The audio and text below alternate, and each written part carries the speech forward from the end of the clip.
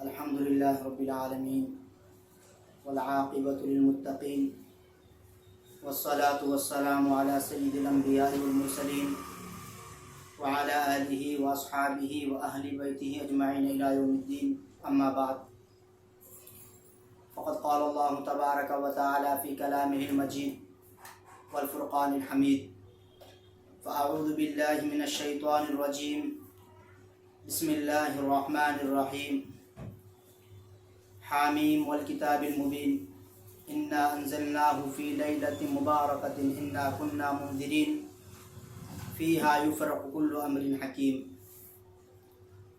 صدق اللہ العظیم وصدق رسولہ النبی الکریم ونحن علی ذلک لمن الشاہدین والشاکرین والحمد للہ رب العالمین۔ اللہم صلی علی سیدنا ونبینا ومولانا محمد وعلی آل محمد وبارک وسلم۔ معزز ناظرین کرام، اللہ رب العزت کا بے انتہا فضل اور کرم ہے کہ اس رب ذوالجلال نے انسانوں کو ایسے مواقع اور ایسی کچھ ایام اور راتیں عنایت فرمائی ہے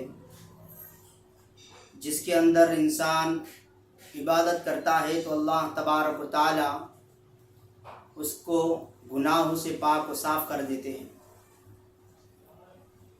ایسے ہی ایک رات شعبان المبارک کی 15ویں شب جس کو کہا جاتا ہے شب برات ہے،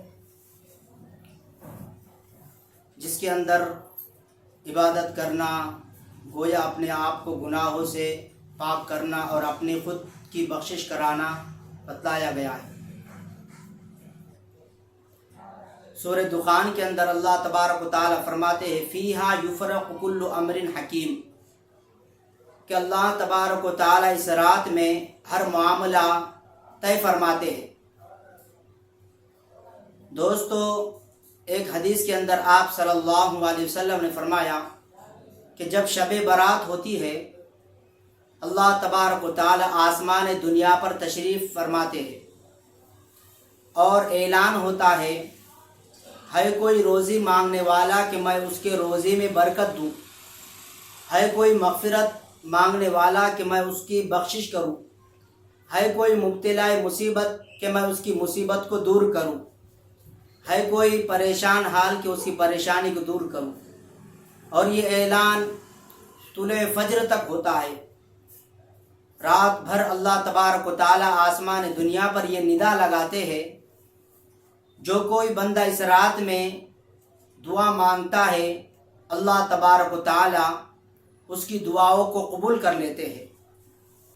تم ناظرین اکرام، اللہ تبارک و تعالی نے یہ جو شب برات ہم کو عطا فرمائی، یہ بڑی فضیلت والی رات ہم کو عطا فرمائی، تو ہم کو اللہ تبارک و تعالی سے دعا مانگنی چاہیے اور ان راتوں کا خاص طور پر اہتمام کرنا چاہیے۔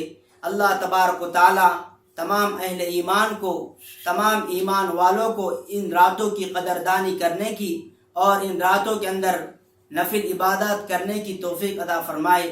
اللہ رب العالمین ہم تمام کو کہنے اور سننے سے زیادہ عمل کرنے کی توفیق عطا فرمائے۔ وآخر دعوانا ان الحمد للہ رب العالمین۔